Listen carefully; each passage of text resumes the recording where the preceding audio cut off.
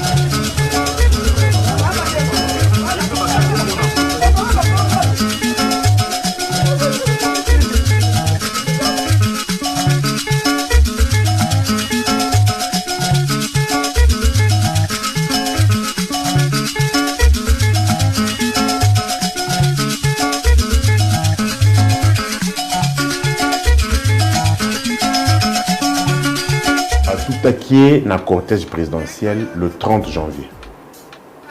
Na boulevard Lumumba, na niveau à Mikondo. Tout y est, ce monsieur-là était décédé. Cortège à Mokonze Bomamou. Le 30 janvier 2023. Cortège à Mokonze Bomamou. Oui. Tout taillé. Un père de famille marié. La suite. 3 enfants. Le comble est que jusqu'au l'élo, la famille ne s'est pas entrée en contact avec le corps et même la présidence ne veut pas traiter avec la famille, collaborer avec la famille. Le corps se trouve où? Le corps se trouve à la morgue de l'hôpital 7 Anjili. La présidence dit quoi à propos de ce corps? Blackout. C'est-à-dire? Pas de contact.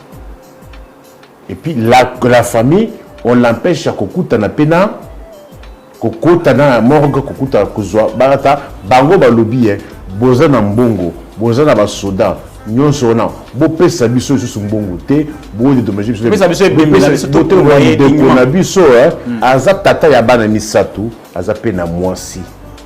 To zelana na fuka na bonde parce que mabe ya régime o eleki. Ngai procureur général à peuple. Nazali Kosenga. La présidence de la République, cortège et c'est tout Emmanuel Mayo, depuis le 30 janvier de cette année, près de 2 semaines, les lots familles, il y a Emmanuel Mayo, Batika n'a jamais en contact, comme mon attaque bébé, il y a de Konabango.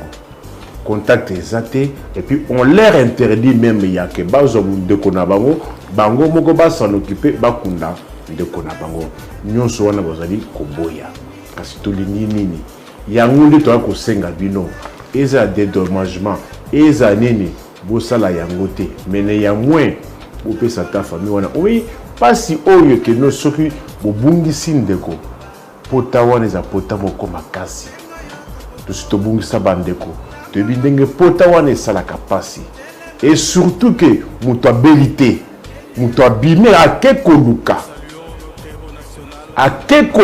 calculé vers 18h on apprend que ndeko bango va tout aye na mutuka akufi azana morgue ya Njili 7 ça s'il vous plaît na mawa famille bungisu déjà moto mbongo popesa bopesa te mene yemwe bo faciliter famille bango moko bakunda ndeko na bango bayebi etakuto azana moto est-ce que basi ba mbomaki ye nyonso wana ça fait mal moto akufi par surprise moto belaki te tata mobimba ya bana bimi na tongo ndenge bato nyonso balimaka koluka lipa na ndenge vie ekomi cher boye ou moto akufi toza kosenga bino boyoke la famille wana mawa pasi eza na motema.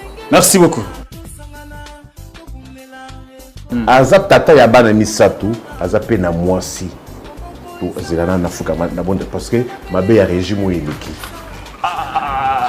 ngai procureur général la peuple nazali kosenga na présidence de la République cortège et c'est tout mutu Emmanuel Mayo depuis le 30 janvier de cette année près de 2 semaines les lots famille ya Emmanuel Mayo batikala jamais kokota en contact komona ta yebembe ya ndeko na bango contact ezate et puis on leur interdit même ya que bazo ndeko na bango bango moko ba s'en occuper bakunda ndeko na bango nyonso wana bazali koboya kasi tolingi nini yango nde to kosenga bino eza dédommagement eza nini bosala yango te mene ya moins opesa ta famille wana oui pasi oyo ke no soki bobungisi ndeko pota wana eza pota moko makasi tosi tobungisa bandeko toyebi ndenge pota wana esalaka pasi